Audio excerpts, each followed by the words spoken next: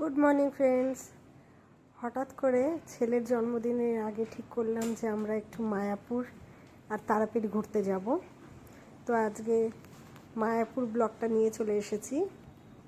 আমরা বাড়ি থেকে রওনা দিয়ে দিয়েছি মায়াপুরের উদ্দেশ্যে। সকাল 6:15 মতন বাজে। এখন ফারাক্কা ব্রিজের উপর উঠেছি।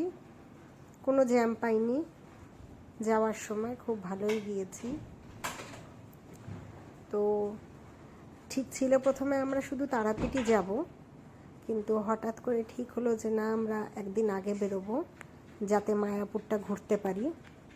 মায়াপুর আমি প্রায় 22 বছর আগে গিয়েছিলাম। এখন আমরা পলসন্ধ্যায় চলে এসেছি। পলসন্ধ্যায় খুব একটা ধাবা আছে, সেখানে আমরা সকালের জল খাওয়ার ঠিক করলাম। এখন 9:30 মতন বাজে। ধীরে সুস্থেই আসছি।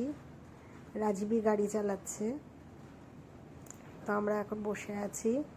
ওদেরকে খাওয়ার অর্ডার করে দিয়েছি, পরোটা আর চানা মশালা আর একটা মিক্সড ভেজ অর্ডার করেছি।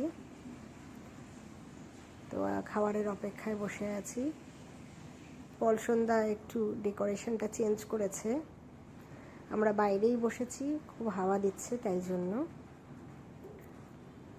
এদিকে ডোডো বিট্টু গল্প করছে।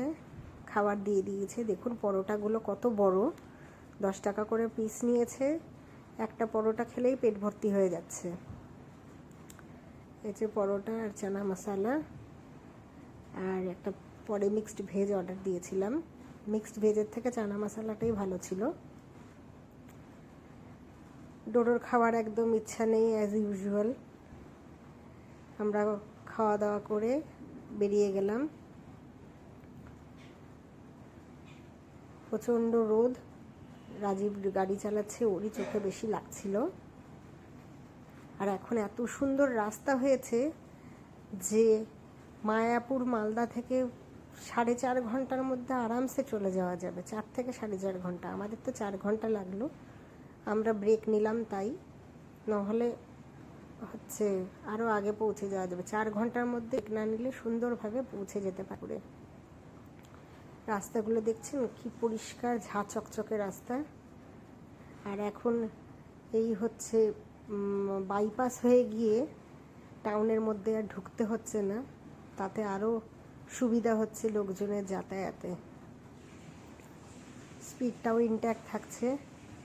আর রাস্তায় দেখুন কীরকম কাজ চলছে, খুব সুন্দর মেনটেন করছে রাস্তা। মেনটেনেন্সও খুব ভালো হচ্ছে। তো আমরা প্রায় মায়াপুরের কাছেই। এই হোটেলটায় একটু দুপুরবেলায় চা খেলাম। আর 10 মিনিটের মধ্যেই আমরা ঢুকে যাব মায়াপুরে। তা আমরা মায়াপুর প্রায় ঢুকে গিয়েছি। এই যে ইস্কন মন্দিরের চূড়া, কি অদ্ভুত লাগছে, কি সুন্দর লাগছে, বলে বোঝাতে পারবো না। আমি এই হোটেলটা আমরা নিয়ে নিয়েছি, যেটা মায়াপুরের মন্দিরের খুবই পাশে। এটা হোটেল। একটা দিন থাকবো। এসি রুম নিয়েছি, প্রচণ্ড গরম। তো রুম রেন্ট নিল 1150 টাকা। হোটেল শুভম। আপনারাও চাইলে বুক করতে পারেন, মোবাইল নাম্বার দেওয়া থাকলো স্ক্রিনে।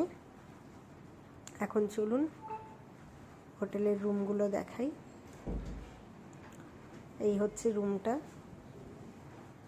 ছোট্ট রুম, আয়না আছে। আর এই বাথরুমটা, গিজার টিজার সবই লাগানো। আর এই দিকটা বাপ্পা দাদের রুম। আর এই দিকটা গেলে